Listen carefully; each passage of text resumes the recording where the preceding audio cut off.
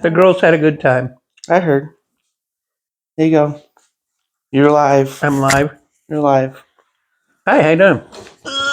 Good. Come here often? Not as often as I'd like. Well, your choice. We all make our choices. It's true. So, I thought I'd start this off by saying this. The reason I came to you again. Yeah. Is because you don't want to do your podcast anymore? No, because I've been thinking about doing it. You think about, okay, and I do have ideas. But now my friends have come to me and said, what's the deal? The fuck are you doing?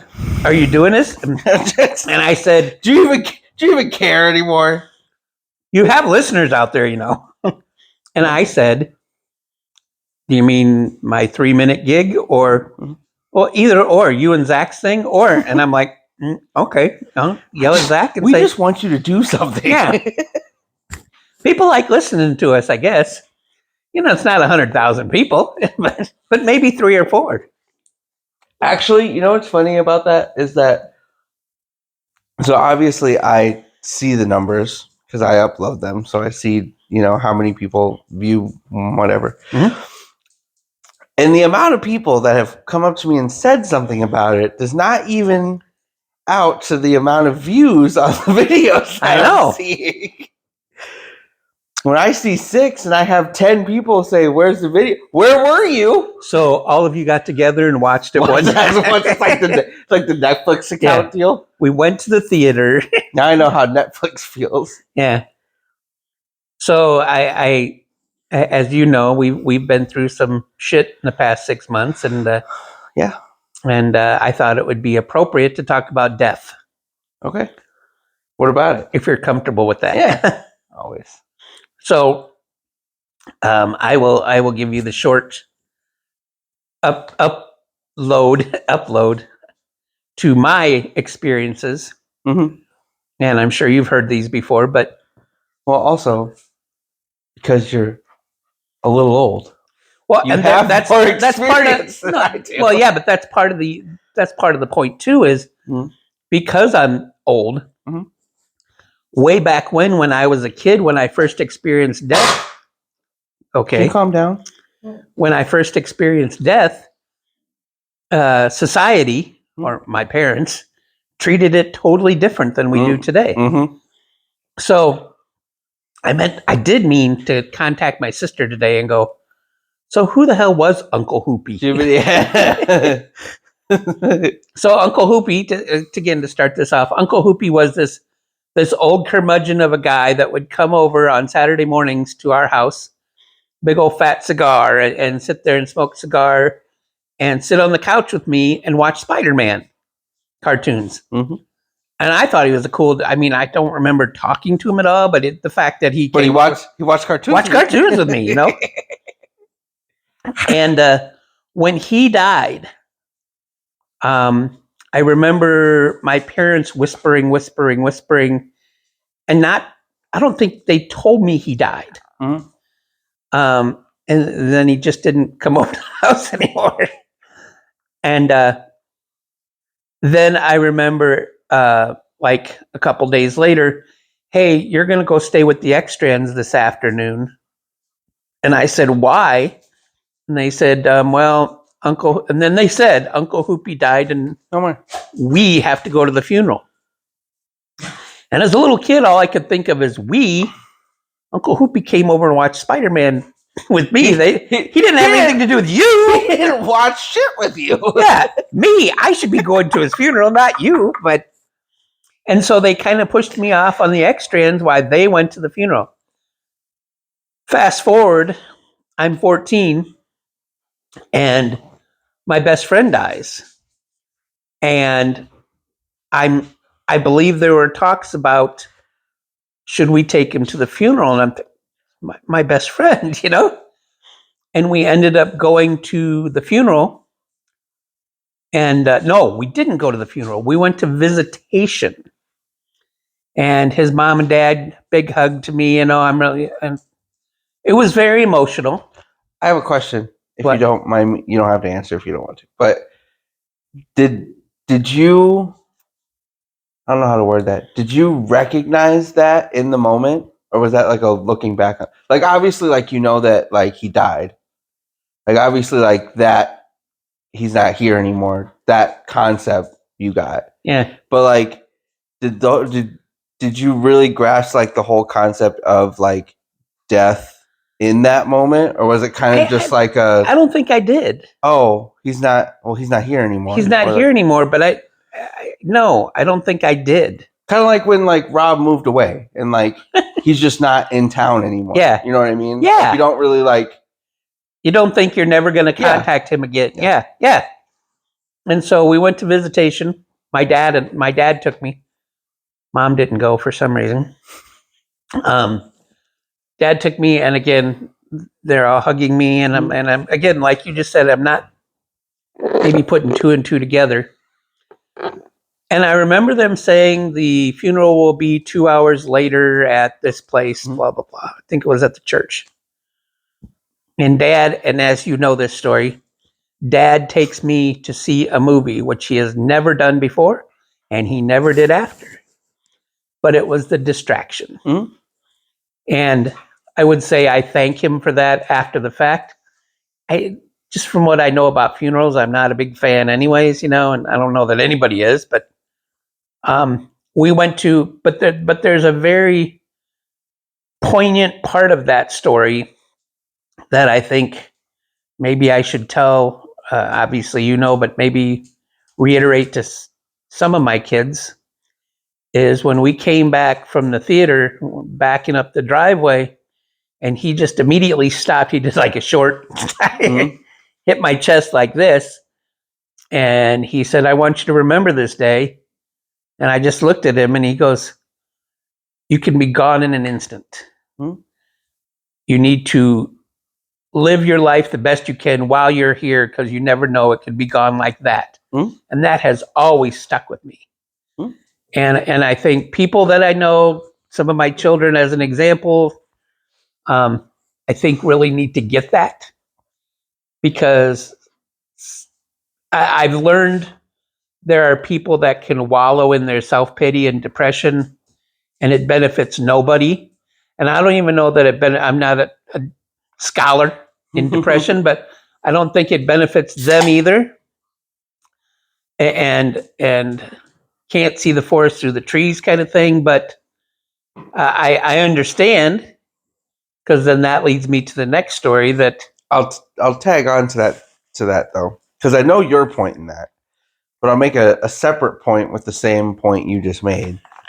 Is that I feel like also, and not just your children, but in general, also that statement of you need to do the best you can while you got the opportunity also goes as far as not wallowing in self pity so much, but also the game of I gotta work, I gotta pay bills, I gotta do this, I gotta do this, I gotta do this, I gotta do this, I gotta do this, I gotta do this. And yes, as an adult you have to, but that can be the same as wallowing in your own shit. it is. You get stuck in the cycle. I was gonna say, if you get stuck in that, and that's your only.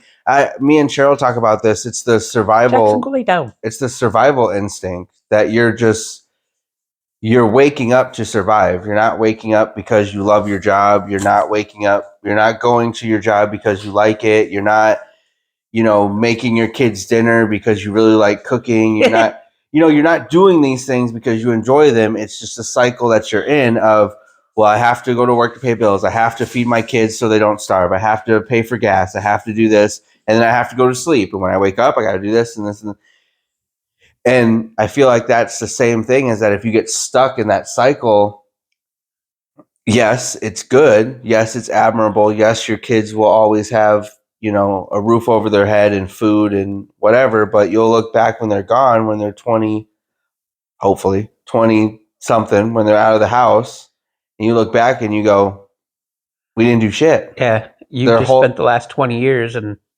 yeah. And what do I have to show for it? Only they got fed, they had clothes. I think I did. I think I was lucky enough to recognize back when my best friend died was to take time to yourself. For sure. And I spent more than a few days sitting in a chair somewhere out in nature, like in a park somewhere, just going, why? I don't get it. And I think probably everybody does that, but I believe you still have to take that time to yourself where you're not going to work, you're not cooking dinner, you just need. I think that I just talked to Cheryl about this, and I to a point I understand from a company standpoint the whole bereavement thing, because like there are people that abuse the system. If you give people full reign, they're going to be like, well, I still can't come into work today or whatever. But I was like, but the fact that we have so much constraints on bereavement as a whole, as like a country, is just weird to me. Like Meaning you think you should get more time? Yeah. Because, okay, so. Well, first of all, I'll tell you from a jerk point of view is we still have to make money, you know. No, I get that. But I'm saying my job, okay, I get it. I just work in a factory, put round pegs in round holes, whatever. Yeah. So I get that. Theoretically, I can still do my job no matter what's going on. So I get that point of view. But if you have, let's say, worst case scenario, if you have somebody that's running a company, or really important for that matter, and their head's fucked up because somebody close to them they're not just in died. the game anymore anyway. So. Just died. I make a mistake, means nothing. You're not losing much money, if any. Yeah. Somebody like that makes a mistake, you're losing millions of dollars. True. And you're only allowing, which is most companies, you're only allowing 2 to 3 days for bereavement. Yeah. To get your shit together and then come back to work. Get back in the cycle. And I think that that's such a short amount of time for the mental load death in any capacity in somebody's life takes on them. I don't disagree, but what's a good number? I don't know. I need 3 months. Really, well, that's what I'm saying. Really, I think that's excessive, but I'm going to ask you that question, not you personally, but I'm going to ask you that question. So you're telling me you need this 3 months, but you're also telling me if I give you that 3 months, then 3 months you're 110% when you come back. Is that what you're going to say? Well, I don't know about that. Well, that's my point. I do agree with that, but I think because nobody knows. For sure, but I do think that the 2 days, I think the 2-day thing for most factory jobs, I don't know about any other company, but for the 2-day thing has always seemed very short to me. Especially if, and I said this when Grandpa died, is that especially with somebody like us who have to drive for funerals 5 hours, maybe get back, do a funeral if you do a 1-day trip. Yeah. If not, then you got to do 2 days, and then that's your 2 days of bereavement. You got to be back.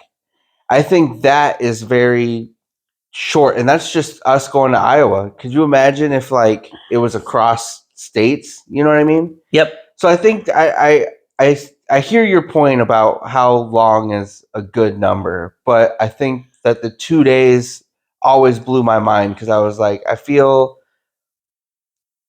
like that's too short. I don't feel like anybody's really getting. You're basically getting enough energy to put on a mask to go to work to get through the day pretty much at that point. I will tell you though that, and I believe this too because I explained it to my son-in-law, is my dad's distraction. My dad's distraction. Mm-hmm. He took me to a movie. Mm-hmm. It was totally out of the realm. You're in a dark theater watching a movie, and I think a distraction helps a lot.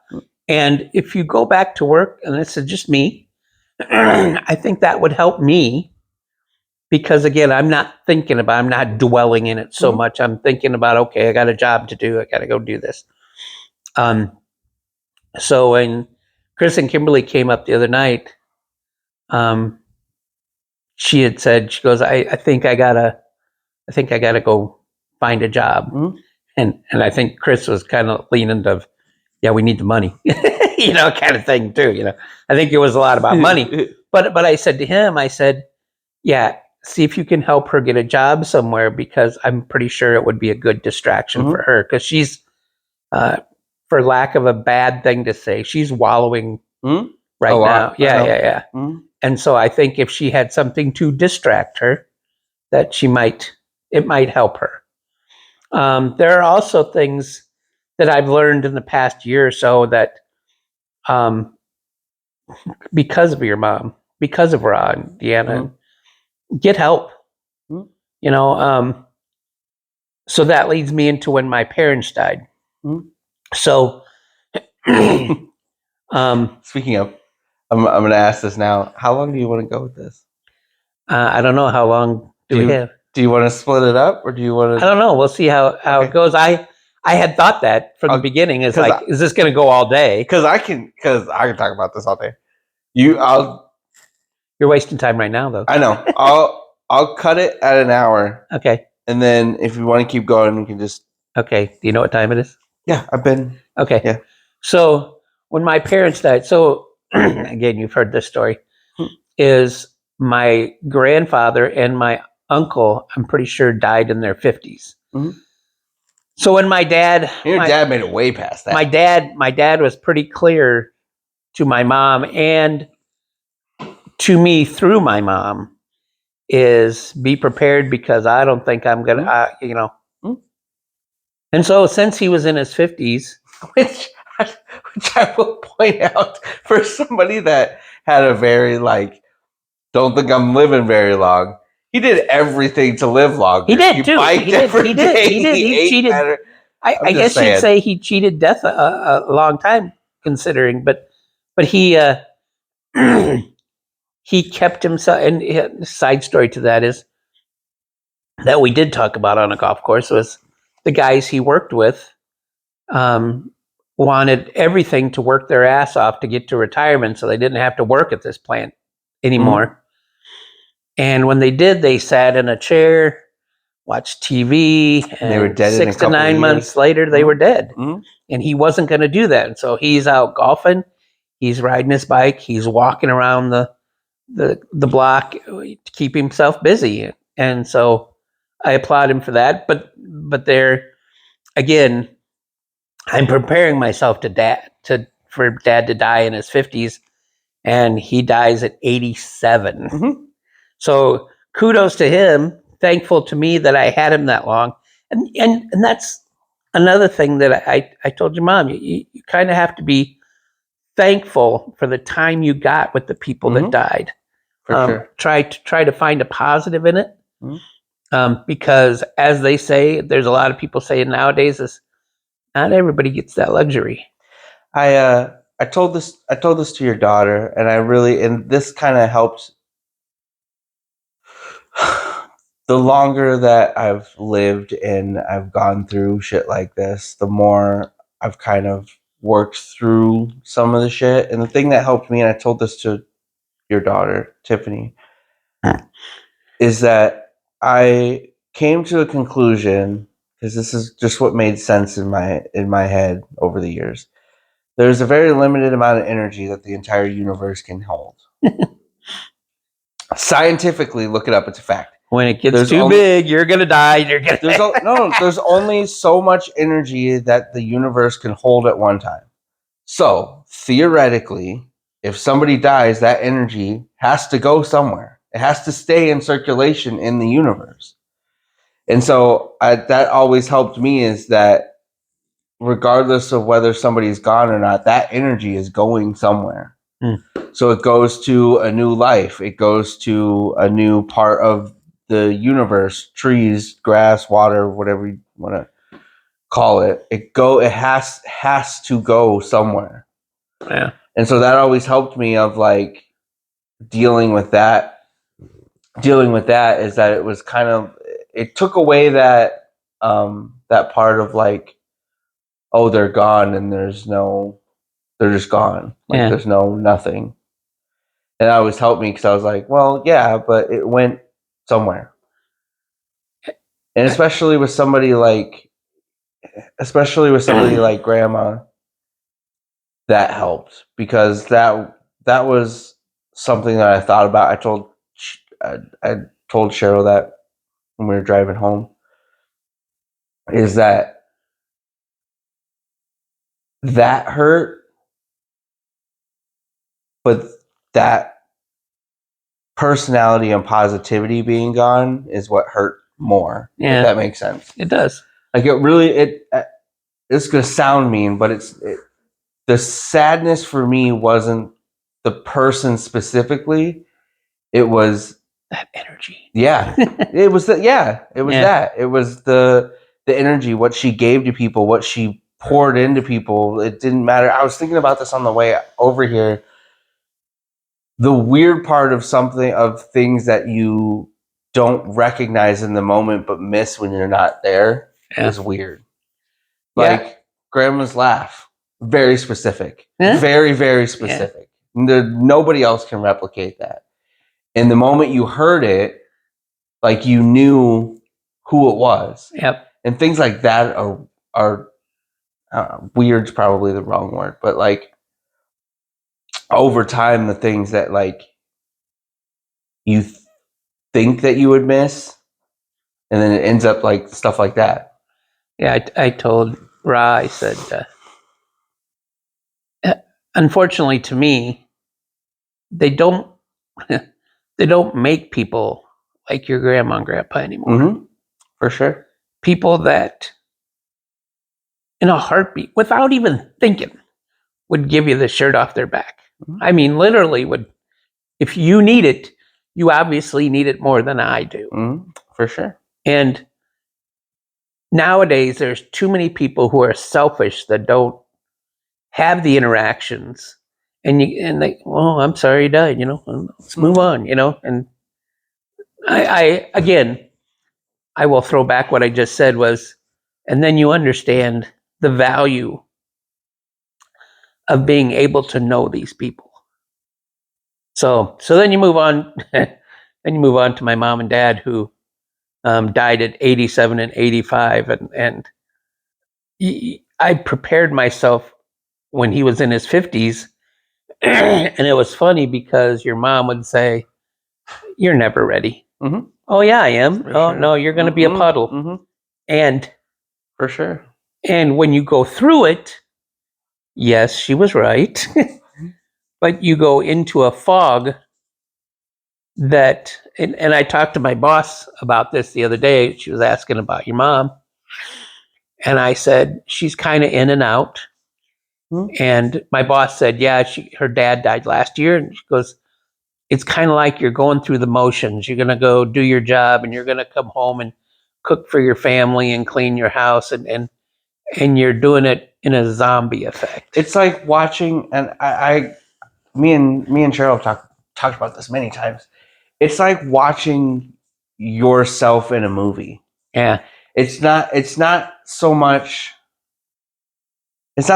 like people think it is. Like you're just like, hold on. Can you look at that?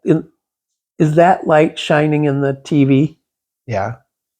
Can you shut that off and see if that helps? I just remembered that from the last time we did this.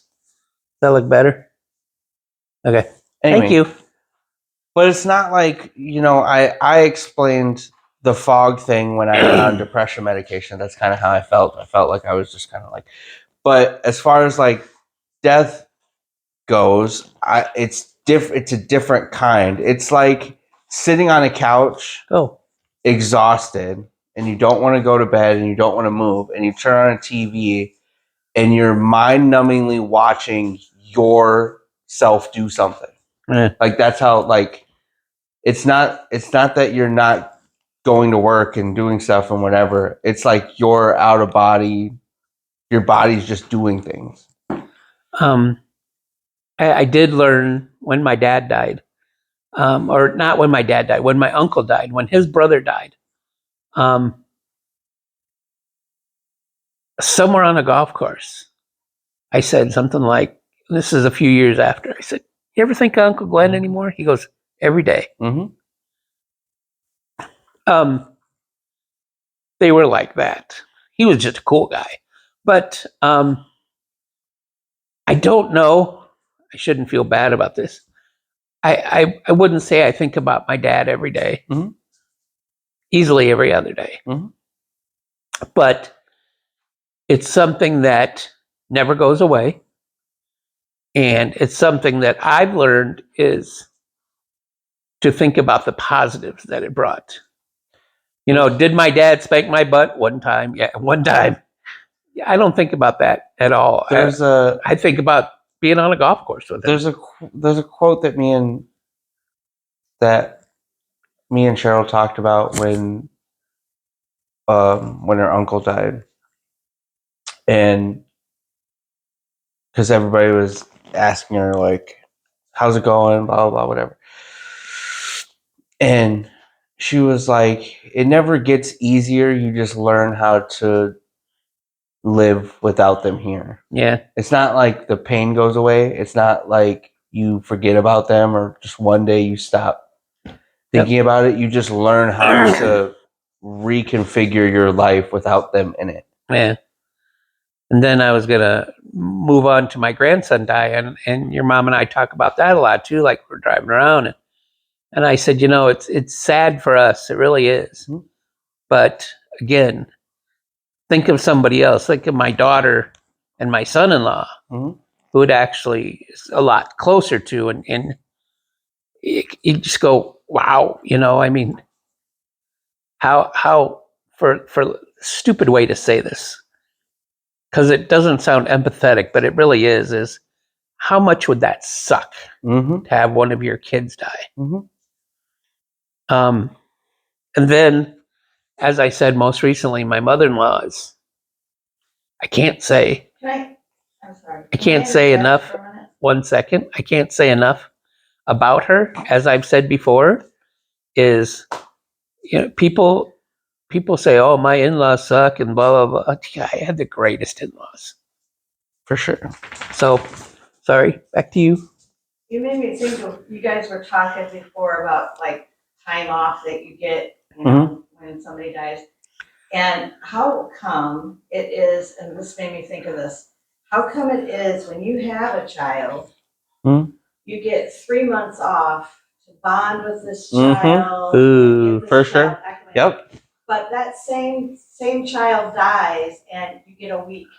Okay, get your life back together. Ooh, that's a Yeah. good. That's a good call. That's what I was getting at. I think, and that's what I was saying, is that I understand the constraint that if you left it up, especially for a child dying, if you left it up to like the mom and dad, they never would go back to work.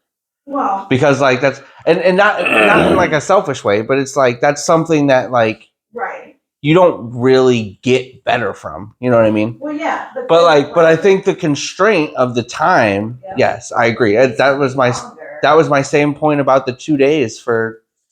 I mean, the most I would have gotten for bereavement at my job, the most ever would have been if you guys died, and that would have been 5 days total.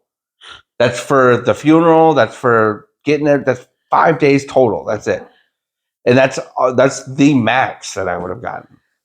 So yeah, that's what. Can I break that up? I want every Friday Every to get Sunday, a 3-day every weekend to Sunday. bereave for 5 weeks. It's very sad because, like, I don't know. I mean, I had a whole week off and a couple days, but I don't feel that was enough. I didn't think I got to grieve at all while I was on bereavement because you're so busy doing all this other stuff that needs to get done. Yeah. That you're not really. Yeah. You're not really See, grieving. you make a great point. Yeah, you're so busy putting all this stuff together that you don't have time to sit down and collectively get your thoughts together. So do you? And then that might be why, after the fact, now it hits you so hard because now it just all comes down and.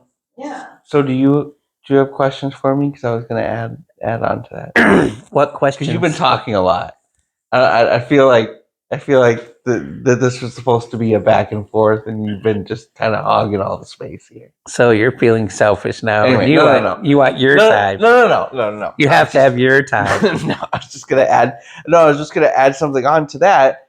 Is that there's the kind of what I said before about people asking Cheryl, are you fine? Is it getting easier, sort of thing.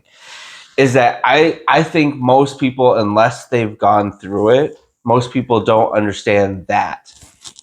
Of the one, grieving comes in waves for everybody. Everybody's different. Everybody grieves differently. And it's not a one-time bawl my eyes out for 3 days, get over it, and we're done. Get over yourself. That's my grieving, and we're done. Yeah. It happens over time. It happens in different ways.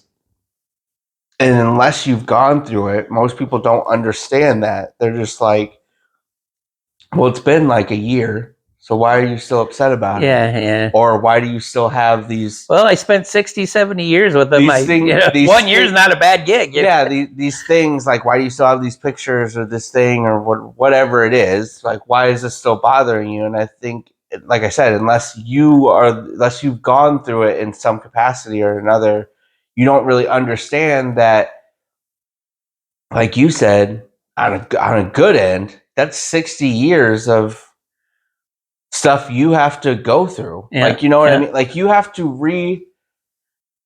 reprocess every part of your life and change that to that's over. Yeah. If that makes sense. It does, Like, you know because what I mean? your mom makes a good point. She's like, I can't fathom the point that I can't pick up the phone and call her. But even like, if you, I don't know, I'm going to word this the best way I can. When that person is still alive, I don't know what it's like to lose a parent, but especially in a parent capacity, I would assume that if they're still living, all of these memories you have are still alive in some way. You know what I mean? Yep. Like you being a kid, you being a child, them taking you to baseball games or pool or all this.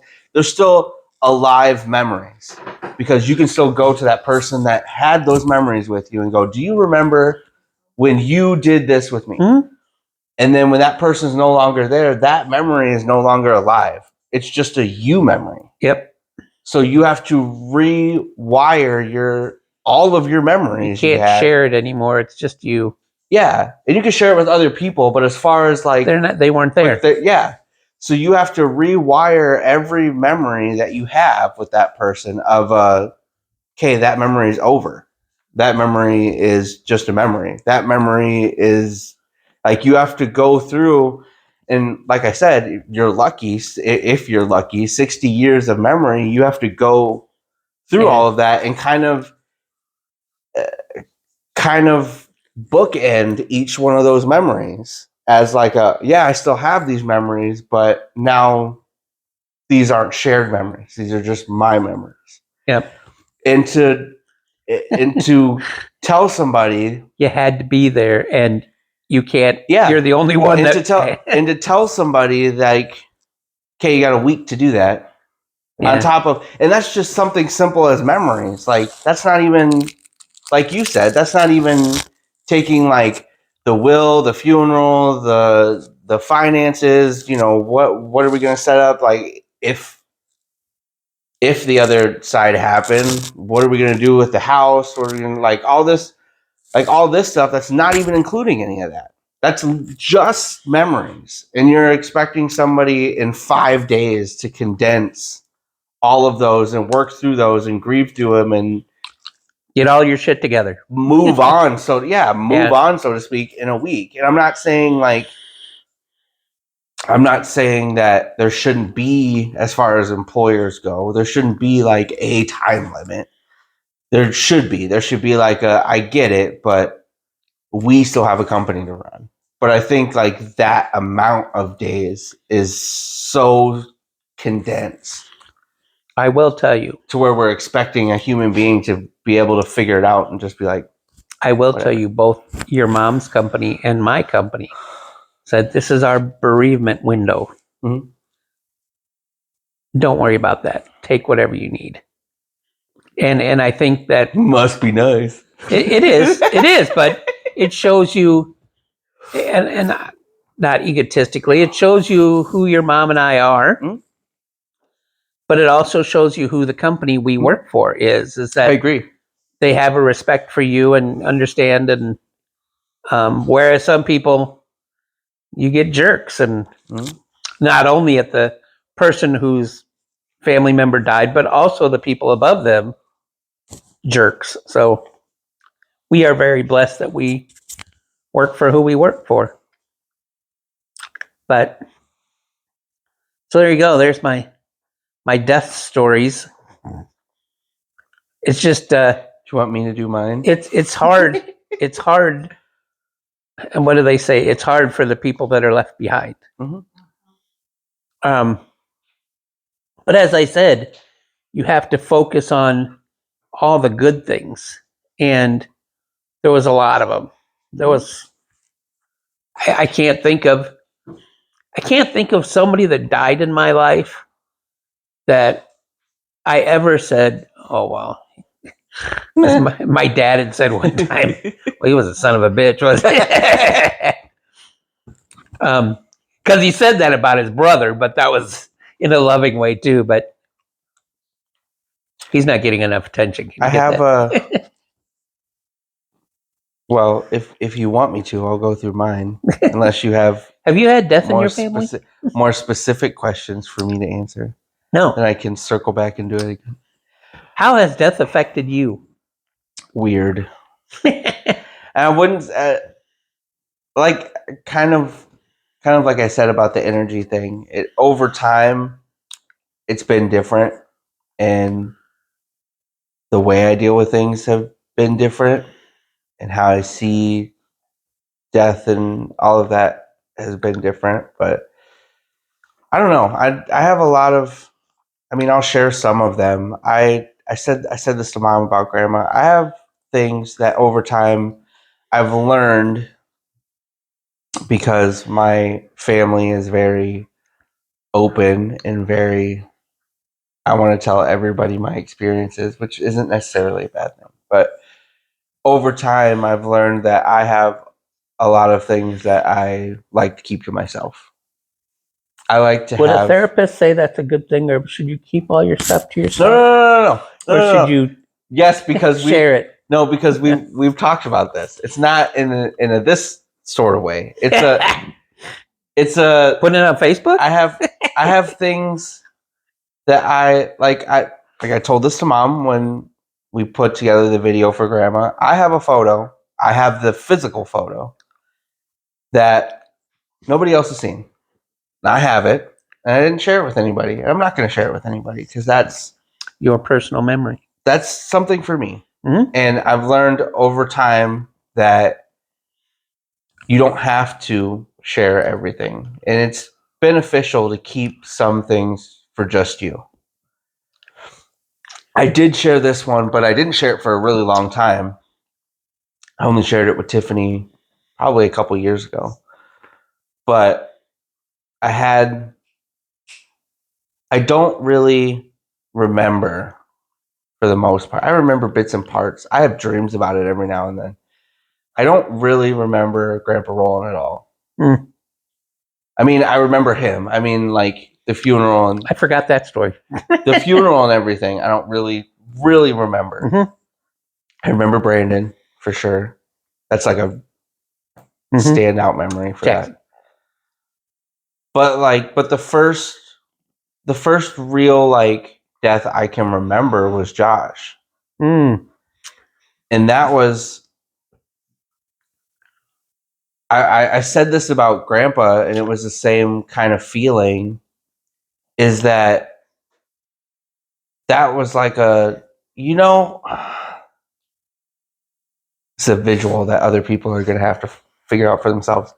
In Pirates of the Caribbean, where they drop the gold in the water and it goes and it ripples through the whole. That's how it felt. When I was in Arizona with Katie. We were at her grandma's house, and I was sitting outside smoking a cigarette, and it went like Mm-hmm. it was like my soul did it. It was like that, and I remember sitting out there because I was the only one out there, and I remember being like, oh shit, like having like that thought, and then like 10 minutes later is when you called Katie and she told me. But I had, which is just weird, but I had a picture for a really long time because there was a moon with a circle around it, which happens, but there were two of them. So when there's an eclipse, the planet's behind the moon, so it causes a ring around the moon. Mm-hmm. You almost never get two. It's almost just like one. So I took a picture of it in the moment. And I had that for forever, and I never told anybody about it because I just thought it was. I took the picture initially because of the moment, and then I just always thought it was weird because I had never seen it after that, ever, not one time. And then Jackson. I feel like I never really processed that one.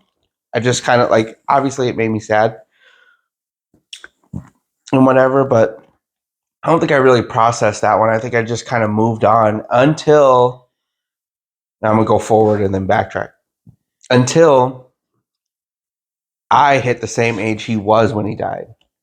And that's when it hit me, is that I was like, shit. Like at the time, I always thought that I guess perspective, I always thought that he was way older than I was. And then when I got to the age he died, I'm like, I'm still figuring my shit out. Like I'm still a kid. I'm not even close to like being an adult. Like, you know what I mean? Yeah. And it was that birthday. It was then that it hit me, and I was like, shit. And like that was when I kind of processed Josh's death. Is that like the day after that birthday? There's a few of those, and you brought that up. Josh was just, God, I can't say enough about him, that he was just that good-looking kid that walked into a room, just lit up the room, and was talking to everybody. And for sure, they don't make a lot of people like that. Couple quick stories that I forgot to tell. Sorry. We're gonna have to do two parts. This could be an avenue to a different one. Because you're only on the one. Are you still listening or not? Are you talking? Go ahead. This could be an avenue to a different podcast. Is my mom and dad are on the road to dying. We all knew that, but 3:00 in the morning, out of a dead sleep, I go like you kind of just described, and your mom was like, "What?" And I said, "I don't know. I'm wide awake now." And are you okay? And I'm like, "Yeah, I'll just go sit in the couch in the living room." And I went out in the living room, sat down, and sure enough, sat down and the phone rang, and it was my sister who said, "Your dad just died." It was just really, really weird. Same thing happened to me with your dad. I was on the line packing. Yeah. It was the same thing. Me and you had talked about it because you're like, are you going to be able to get down here if it happens? And I told my supervisor, I'm like, I have enough. When I get the call, depending on how close it is to the weekend, I'll let you know, and then we'll figure it out from then. And I remember, Cheryl remembers this too because she was there. But I was on the line, same thing. I was on there packing, and it was like somebody hit me in the chest with a sledgehammer. And I remember being on the line packing and being like, shit. And then like right as I said that, my manager came in and pulled me into the office, and he's like, you're going to have to go home. They called. Likewise is your grandpa Roland, and I've told you that, is and your mom and I were talking about this too when your grandma died, was I miss You drank the last beer. I I miss the family things. I miss we went to church on Sundays, and after church, you go over to Grandma and Grandpa's house, Mhm. and they'd have like ham and turkey and casseroles and stuff. Smell of that house. The smell of the house. But when I walked in the back landing and up those 3 stairs, and Roland was always there to give me that hug. Mhm. And then after he died, and we were all, sad and everything, we go over to their house. I felt that hug. Mhm. It's the ghost hug. Mhm. But again, I can't say it enough to turn a positive to go, you really have to think of all the good times, the opportunities that you had that a lot of people didn't or don't. Mhm. So dare I ask you this question? So it's your turn now. Yeah. How'd you feel when my dad died? Oh. Oh, I don't know if I have time. I don't think we have enough time. What does it say for the time? 46:11. You got plenty of time. You got 14 minutes. We can cut it. So I want to get to Grandma. I want to get to Grandma too. We're gonna have to cut it in two. Anyway, how did I feel when your dad died? I've said this now over the years because I understand how my family perceives how I took your dad. You went died. mental? But I will, and I've said this. All of you can choose not to believe me. It's fine. Did you go But- Kelly on us? No, there was a lot of, and I've told you the internal part of it, but there was a lot of different shit that came into play with your dad. And yes, I did go crazy when your dad died. But like I said, there was a lot of stuff. It wasn't just your dad. It was my relationship was going through shit at the time, and I didn't know how that was even before all the other shit. Just we weren't connecting like we had. We were fighting a lot. We couldn't figure out how to communicate with each other, how to make each other happy, how to do any of that at the time. And we were both trying, I don't know how to word that, both trying to be different people for each other, try to fix it, if that makes sense. Yeah. And had that. So I had that. And then I felt insignificant at my job. Not that I wasn't good at it, but I felt I kind of had. It was the first time. I've had many times after that, but it was the first time that I was like, "What the fuck am I doing? I'm working. You're putting the round peg in the round hole. I'm working this job. I'm making rent. I'm doing that. That's cool. I have my own apartment. That's cool. But like, I'm working all the time. I'm almost never home to appreciate any of this. Like what? So I was going through that plus the relationships stuff, and then I over time I've determined that the two major things with your dad is that you didn't do this, I did this to myself. I had always put the perspective of your dad as you took care of us as far as like your children. Mhm.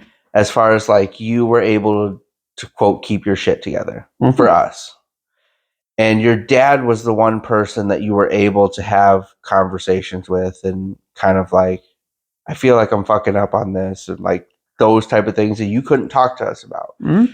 And I had always put that on myself as like that was the dynamic. So in me being the person that I told mom this, me being the person that has always been like, I want to help you. Like, I want you to feel better. What can I do to help this? Whatever. I'd always put that on me. And then when I'd always put that dynamic in my head. And then when your dad died, I felt like the next option for you was for me to be that person for you. You know what I mean? Because there was no, like, because I felt like there was nobody else beside your dad that would take that spot. Hmm? And so that was overwhelming for me because I was already going through my own shit at the time. And then that kind of happened, and my brain was like, oh shit. Like, Overload, yeah, overload. yeah, pretty much. And then I kind of worked through that while like breaking down to you about that when we were outside the bar. Mhm. Is because like that's all I kept thinking of, like, and that's a weird, I don't know how to explain that. It's a weird place to be because like your parents are supposed to be that person to you, you know what I mean? Mhm. Like they're supposed to have all the answers. They're supposed to have like all the things to help you out. Like it's not supposed, and I'm not saying you did it. I'm saying I 100% did it to myself. But that dynamic is there for a reason because like I'm still learning, I'm still growing, I'm still making fucking mistakes. I can't give you an answer on something that you've already lived 20 years ago. You know what I mean? Yeah. And so like that was a lot on top of everything. And so that's kind of why I lost my shit for your dad when your dad died, is because there was a lot of other things that were in play with that. But also I feel like I worked through Grandpa's death. I wouldn't say the most healthy way, but it helped. But I did it the best way. And this is kind of a part of what I was going to bring up later in the conversation now that we've been talking for an hour.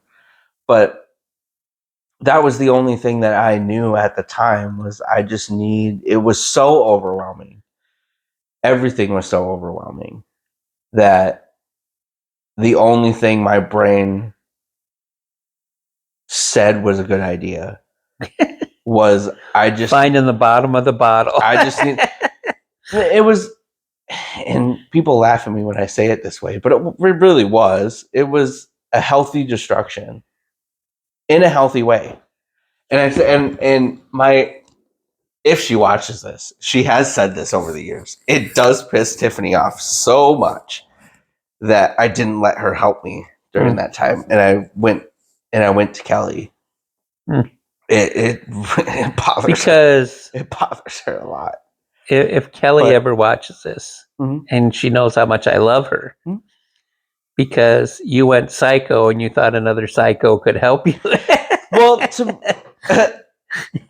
I wouldn't say fully, but there wasn't. No, okay. So I'm going to tell you the real thought process of this, and this is why looking back on it, I say was a healthy destruction, is because it was all subconscious. It was not thought out at all. But my brain was like, I need to get away from this because of everything that was happening in my relationship. I couldn't stay in that environment anymore because I wasn't being able to work through my own shit.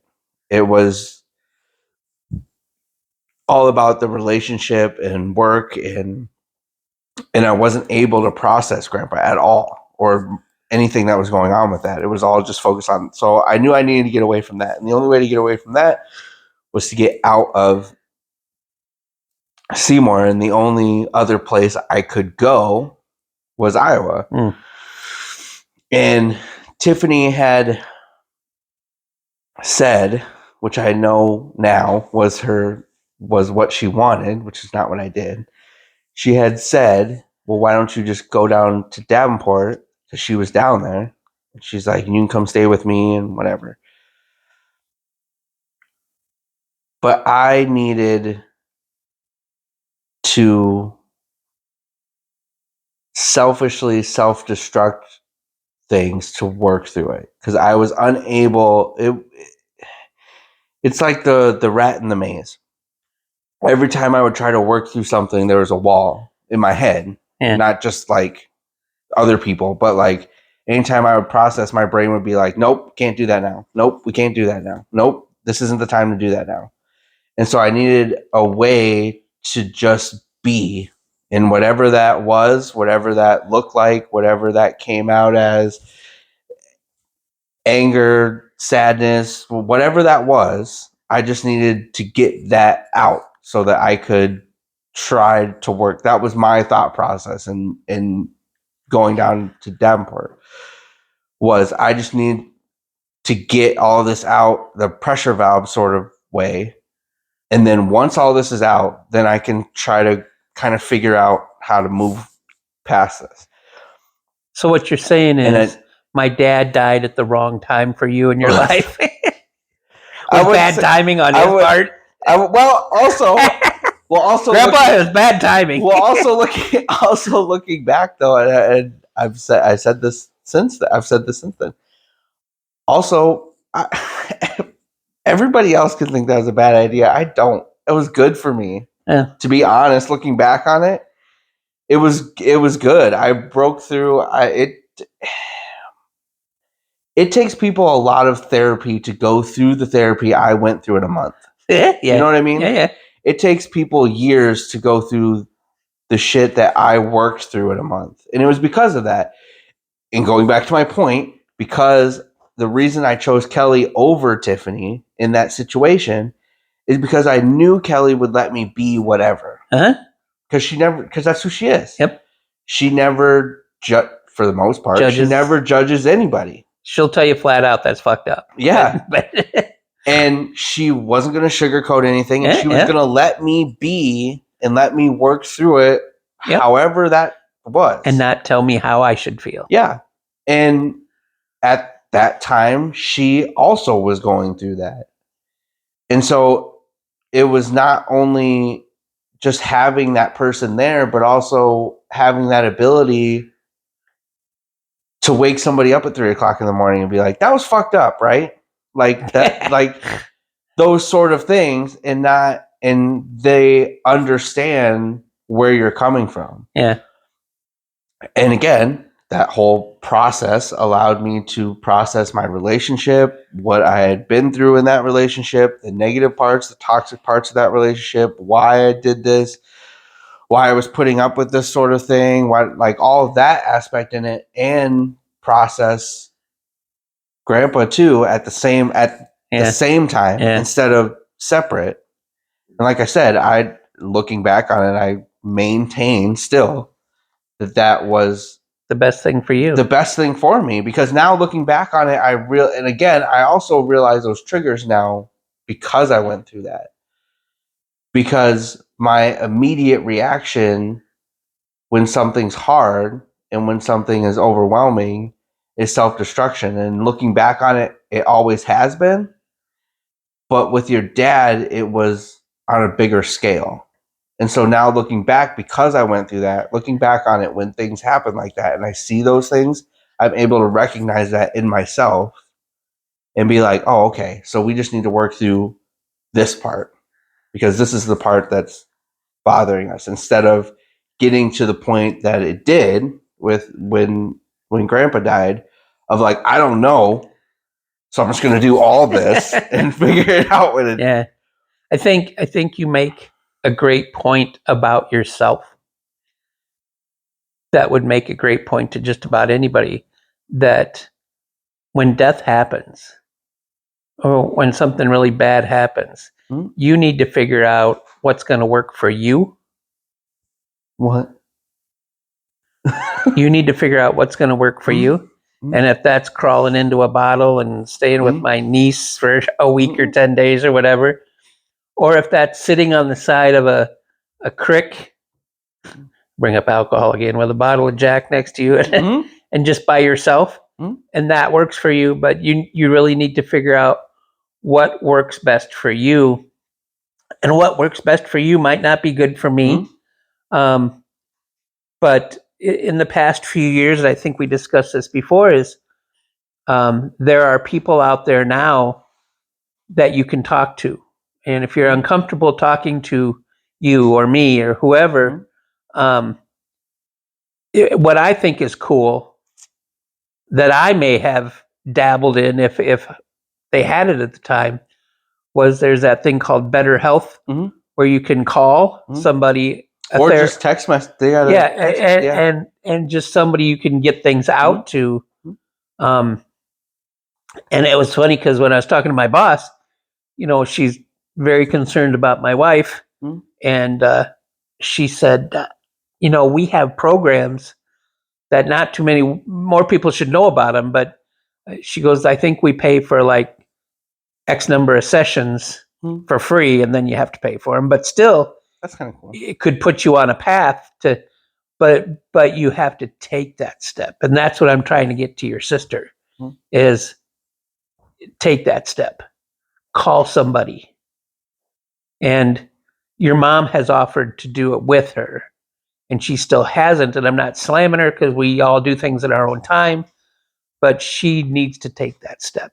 Everybody needs to take that. Whatever's going to get them to a better point. I don't know, because I don't know that you ever get to a. I'm fine with my dad dying. I mean, we're gonna cut it. Okay, We're gonna cut it. We're gonna cut it because we have a whole other person to talk about. Okay.